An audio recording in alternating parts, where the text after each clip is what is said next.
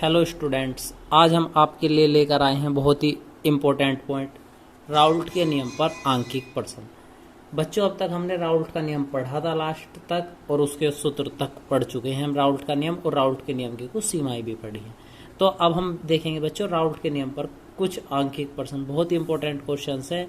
यदि परीक्षा में राउल्ट का नियम नहीं आता है तो उसके स्थान पर उसके आंकिक प्रश्न दे दिया जाता है।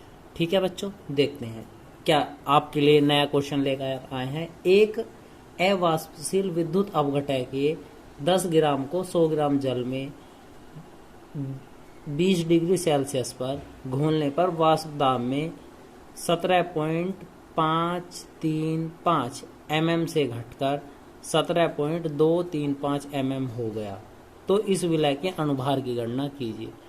तो एक अवाष्पशील विद्युत अपघटक था जिसकी मात्रा कितनी दी हुई थी बच्चों, 10 ग्राम दी हुई थी, और जल कितना था, 100 ग्राम दिया होता। ठीक है, और वाष्प दाब पे क्या फर्क पड़ रहा था, पहले 17.535 से घटकर कितना हो गया, 17.235 mm हो गया। ठीक है ना, तो हमसे क्या पूछ रहा, विलय के अनुभार की गणना करनी। तो 10 ग्राम था, तो विलय क्या है बच्चों, यहाँ 10 ग्राम। 10 ग्राम क्या रहा, छोटा डब्लू, तो छोटे डब्लू की मात्रा कितनी है बच्चों, 10 ग्राम। ठीक है, आगे चलते हैं बड़ा डब्लू। बड़े डब्लू की मात्रा कितनी है बच्चों, 100 ग्राम। पूछ क्या रहा है, विलय की मात्रा। विलय की मात्रा क्या थी हमारे पास, छोटा एम, तो हमसे कायदे में पूछा क्या गया है, छोटा एम। और बड़ा एम क्या हो जाएगा, बड़ा एम है जल का अणुभार। तो जल का अणुभार कितना आता है बच्चों, 2 गुणा 1 प्लस 16 इजकल टू कितना हो गया, 18। ठीक है बच्चों, अब इसके बाद हमें दिया हुआ है कितना, पहले दाब कितना था, 17 पॉइंट इतना था वाष्प दाब, बाद में इतना हो गया। तो वाष्प दाब का मतलब है एक पॉइंट दिया हुआ हमें PS और एक दिया हुआ है P। तो हमारे पास P कितना था भाई, जब तक हमने कुछ नहीं घोलने पे इतने से घट के इतना हो गया। तो जब तक हमने कुछ नहीं घोला था, यानी कि विलायक का वाष्प दाब कितना है बच्चों, 17.535 mm विलायक का वाष्प दाब, और PS विलयन का वाष्प दाब कितना दिया हुआ बच्चों, 17.235 mm। ठीक है, अणुभार पूछ रहा किसका, विलय का। राउल्ट का नियम लगा देंगे यहाँ से, क्या सूत्र था, P माइनस PS बटे P बराबर छोटा W बड़ा M बटे छोटा M बड़ा W। राउल्ट का नियम हम लास्ट में यही निकाल के लाए थे बच्चों। तो अब इसमें सभी मान रखेंगे, तो P का मान 17.535 माइनस 17.235 बटे P का मान 17.535 बराबर छोटा W। छोटे W का मान 10 गुना बड़े M का मान 18 बटे छोटे M का मान हमें ज्ञात करना था, और बड़े W का मान है हमारे पास कितना, 100। ठीक है बच्चों, अब कैलकुलेशन है इसकी थोड़ी सी, बस 10 से काटेंगे, 100 को एक बार कट जाएगा। अब इन दोनों को जब हम घटाएंगे तो कितना बचेगा, 0.500 300 और 3 बटे में 17.535 बराबर 18 बटे M गुणा 10। इस पॉइंट से पॉइंट कैंसिल कर लेंगे बच्चों, और अब हम कर लेंगे इसकी क्रॉस मल्टीप्लाई। तो हमारे पास क्या आएगा बच्चों, M गुणा 10 गुणा 300 बराबर हो गया 18 गुणा 17.535। तो M बराबर बच्चों 18 गुणा 17.535 बटे 100 गुणा 300। ठीक बच्चों, अब हम इसे 3 से काट देंगे, 3 ढाई 300 और 3 छंग 18। तो M बराबर, अब हमारे पास ये बचा 6 पंजे 30 हासिल लगे 3, 6 तिया 18, 18 और 3 21 हासिल लगे 2, 6 पंजे 30 और हासिल वाले 2 32, फिर से 3, 6 सत्ते 42 और 3 हो गए 45, अब के बाद 4 और 6 कम 6 4 10 बटे में कितनी जीरो वाला, 1 2 3 4 जीरो, तो m बराबर बच्चों कितने, 1 2 3 4, 1 2 3 4, तो 10.521 अणुभार। ठीक है बच्चों। बच्चों एक बार दोबारा देखते हैं यहाँ से। देखो यहाँ से जब हमने इसे काटा था तो 2 जीरो हैं, कितना था यहाँ 100, तो यहाँ बचेंगी 3 जीरो, और जब 3 जीरो बचेंगी तो इसे हम दोबारा से जब भाग देंगे तो m बराबर हमारे पास आएगा 105.21। ठीक है बच्चों। तो अब देखते हैं नेक्स्ट पार्ट। तो बच्चों नेक्स्ट क्वेश्चन देखते हैं। ग्लूकोज के जलीय विलयन का 373 केल्विन पर वाष्प दाब 750 mm है, विलयन की मोललता ज्ञात कीजिए। ठीक है बच्चों। तो वाष्प दाब कितना दिया हुआ है, 750 दिया हुआ है। ठीक है बच्चों। और विलायक का वाष्प दाब कितना होता है, शुद्ध जो हमारे पास विलायक है, विलायक का वाष्प दाब होता है 760। तो P बराबर दिया हुआ है 760 mm या एक वायुमंडल। ठीक है बच्चों। PS उसने खुद दिया हुआ है कितना, 750 mm। और हमसे पूछ क्या लिया उन्होंने, मोललता पूछ ली। तो बच्चों मोललता निकालने के लिए यहाँ से थोड़ा सा हमें अपने फॉर्मूले को ध्यान में रखते हुए बदलना पड़ेगा। एक बार ध्यान से हमारे साथ पढ़ेंगे फॉर्मूले को भी और समझने का प्रयास करेंगे।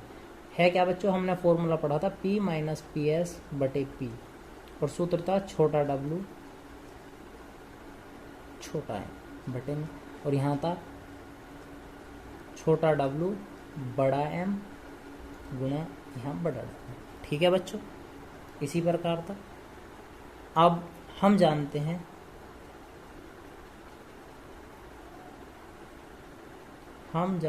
कि यदि हम यहाँ से मोललता निकाल लेंगे, मोललता जिसे हम छोटे m से भी प्रदर्शित करते हैं बच्चों, तो मोललता बराबर क्या हो, छोटा W छोटा m गुना बड़ा W और गुना में 1000। हो गया बच्चों। बिल्कुल सही बात है, सही बच्चों के समझ में आ रहा होगा, होता है। तो यहाँ से यदि हम इतने पार्ट का मान निकाल लें, इतने पार्ट का मान, तो m कहाँ चला जाएगा बच्चों, बटे में चला जाएगा। तो यहाँ से हमारे पास छोटा W m गुना बड़ा W बराबर क्या बचेगा, P माइनस PS बटे P और गुणा में 1 बटे बड़ा M। ठीक है बच्चों। तो हमारे पास क्या वैल्यू है, ये वाली वैल्यू को फिर दोबारा से देखेंगे। हमने छोटा W बटे M गुना बड़ा W का मान चाहिए, तो बड़ा M कहाँ चला जाएगा, बटे में। तो छोटा W छोटा M गुना बड़ा W का मान क्या है, P माइनस PS बटे P गुणा 1 बटा M। ठीक है बच्चों। और ये वाला मान हमें ऐसा ही दिखाई दे रहा, तो इसके स्थान पर हम इस मान को रख देंगे। तो m बराबर हमारे पास हो जाएगा कितना, P माइनस PS बटे P गुणा 1 बटे M गुणा 1000। ठीक है बच्चों। उम्मीद है आपको यहाँ तक समझ में आया होगा। यदि किसी बच्चे को यहाँ से कोई डिफिकल्टी हो तो ये वाला पार्ट हमने जो मोललता है, मोललता वाला वीडियो आप हमारा देख सकते हैं, वहाँ से आपकी सारी प्रॉब्लम्स सॉल्व हो जाएंगी। इसके बाद आगे का पार्ट इसका देखते हैं। हमें क्या चाहिए, उसने कहा ही केवल क्या है, हमसे मोललता पूछी। तो जब हम केवल में जल का वाष्प दाब निकालते हैं, कितना होता है बच्चों, 760 mm में, माइनस दिया हुआ कितना था, विलयन का दिया हुआ था 750, बटे में कितना हो जाएगा 760 गुणा 1 बटे M। M क्या है यहाँ, M यहाँ दिया हुआ है विलायक का अणुभार। विलायक हमारे पास क्या था बच्चों, जल। तो जल का अणुभार, तो हम यहाँ ले लेंगे जल का अणुभार। बहुत बार पीछे निकाल चुके हैं। जल का अणुभार कितना होता है बच्चों, 18। ठीक है बच्चों। तो जल का अणुभार कितना हुआ, 18 गुणा 1000। ठीक है बच्चों। अब आगे की तरफ चलते हैं। तो यहाँ से हमारे पास कितना बचा, 10 गुणा 760 गुणा 1 बटे 18 गुणा 1000। तो 1 0 से 1 0 कैंसिल। इसके बाद हमारे पास ऊपर की तरफ तो 1000 बचा और नीचे बचा 76 गुणा 18, 76 गुणा 18। जब हम इसकी कैलकुलेशन करेंगे बच्चों तो हमारे पास आ जाएगा 0.0 7, 3, 1। मोललता निकाल रहे थे हम, तो मोललता बराबर कितना हो जाएगा, छोटा है। उम्मीद है आपको समझ में आया होगा। ठीक है बच्चों, तो एक नेक्स्ट पार्ट और देखते हैं इसी फॉर्मूले से, जो ये फॉर्मूला हमने बनाया है, या फिर हम मोललता से सीधे इस पदों में ये वाला फॉर्मूला याद भी रख सकते हैं। ठीक है बच्चों, तो देखते हैं नेक्स्ट क्वेश्चन। तो बच्चों नेक्स्ट क्वेश्चन हम आपके लिए लेकर आए हैं, एक अवाष्पशील विलय के विलयन की मोललता ज्ञात कीजिए यदि इसका वाष्प दाब शुद्ध जल के वाष्प दाब से 2% कम है। वाष्प दाब शुद्ध जल के वाष्प दाब से कितना कम है बच्चों, 2%। तो जल का शुद्ध वाष्प दाब कितना होता है बच्चों, 100। ठीक है, ध्यान रखेंगे, जल का शुद्ध वाष्प दाब होता है पूरा 100, और इसने कितने परसेंट की कमी दी, 2% की कमी दे रखी, यानी कि P माइनस PS कितना दिया हुआ है बच्चों, 2 दिया हुआ है। ठीक है, तो P माइनस PS कितना रहा, 2 रहा। तो हम मोललता वाला वही फॉर्मूला जो अभी पिछले सवाल में लगाया था उसे लगाते हैं। ठीक है बच्चों, देखते हैं। तो बच्चों हमने पिछले पार्ट में लगाया था मोललता बराबर P माइनस PS बटे P गुणा 1/m गुणा 1000। ठीक है बच्चों, सीधा फॉर्मूला भी लगा सकते हैं यदि हमारे याद है, और फॉर्मूले को बना के भी लगा सकते हैं। बना के आप लगा सकते हैं पीछे से देखकर। ठीक है बच्चों, तो P माइनस PS कितना रखा था हमने, 2 बटे P का मान कितना था हमारे पास यहाँ से 100 गुणा 1/m। तो 1/m का मान बच्चों हमारे पास आया कितना था, 1/m था, जल था हमारे पास। तो जल का अणुभार कितना था, 18। तो यहाँ भी जल का अणुभार 18 था, गुणा कितना रहा बच्चों, 1। ठीक है, फिर से हल करते हैं। 2 0 से 2 0 कैंसिल हो गए हमारे, 2 से इसे कटेंगे तो कितना बचा, 9 बचा। तो हमारे पास बचा 10/9। तो 10/9 या 1.134। तो मोललता कितनी आ गई हमारे पास बच्चों, 1.134। उम्मीद है आपको समझ में आया होगा। तो बच्चों आज की वीडियो में बस इतना ही। यदि आपको हमारे पढ़ाई में कहीं भी कोई डिफ़िकल्टी आ रही है तो आप हमें कमेंट बॉक्स में कमेंट करके बता सकते हैं, और यदि आपका कोई वीडियो छूट गया हो तो आप हमारे चैनल को सब्सक्राइब करके उस चैनल से भी ये वीडियो देख सकते हैं। धन्यवाद।